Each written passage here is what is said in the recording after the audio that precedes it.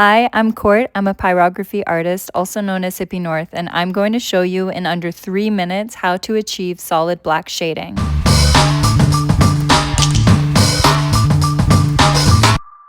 This tutorial is for pyrographers who are currently trying to master shading with their solid nib tool. So here we go. This is the Creative Versa tool with the universal nib by Walnut Hollow. This is the nib I'll be shading with, and it has a straight sharp edge, and it also has 2 flat surfaces on either side. The flat half oval shape will be our focus for shading.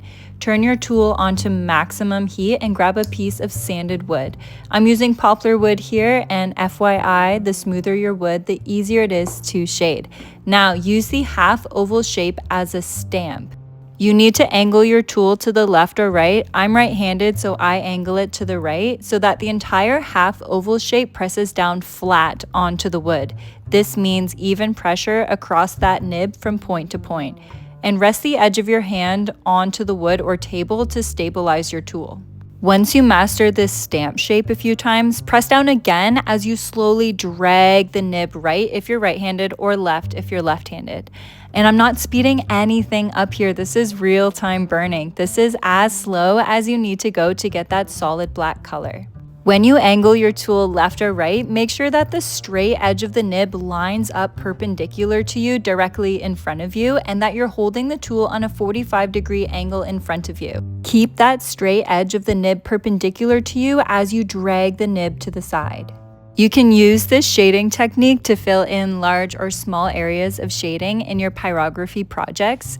And now I am burning on basswood here, and as long as your wood is super smooth, this shading technique is quite easy. So make sure you watch my tutorial on how to sand your wood because it makes all the difference, I promise. So in this design, the pine trees on the bear's back are much smaller than the half oval shape for shading.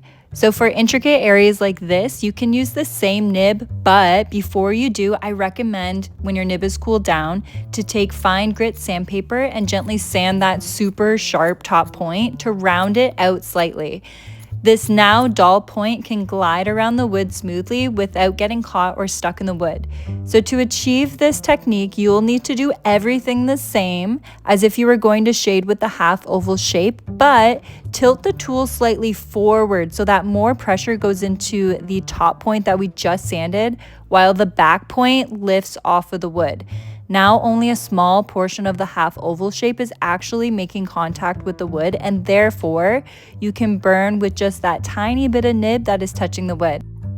Now take a look at this burning. Burnt wood is very shiny and reflective, but in the right light, it's dark in color. There's also minimal texture from this shading so that shading remains flat on the wood. Don't forget to like this video if you found it helpful today and subscribe for more tutorials. See you in the next tutorial. Happy burning!